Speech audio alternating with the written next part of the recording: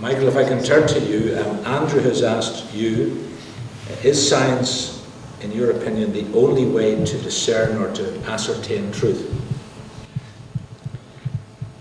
Well, science is it's a fundamentally different way of approaching the truth about reality.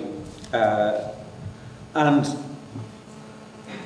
when you take the natural world, let's put aside the subjective things. I mean, religion makes overt claims about the natural world as well as about the supernatural world, and certainly in that realm, I mean, you can believe in both, and to a certain extent, you know, you can for a lot of things, until you reach issues where the two approaches clash.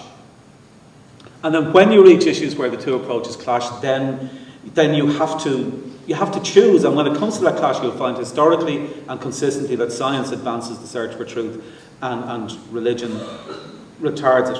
You know, when religion tells us that miracles happen in the natural world, and science tells us that they don't, then you have to choose which is the better approach. When religion tells us that Jesus rose from the dead, and science tells us that people don't rise from the dead. When religion tells us that Muhammad flew on a winged horse, and science tells us that there aren't winged horses. Or when religion tells us that you know, someone is possessed by an evil demon, and science tells us that they have a mental illness.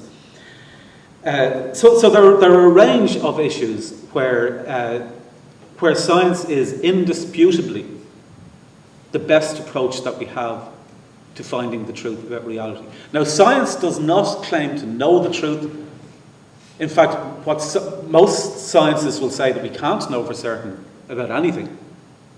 What science does is it gradually moves us closer and closer to a truth that we won't be able to reach by taking away arguments that are inconsistent with the currently best available evidence. Whereas it is religion that claims that not only can we find the truth, but often claims that we have found it and that the creator of the universe has told us it.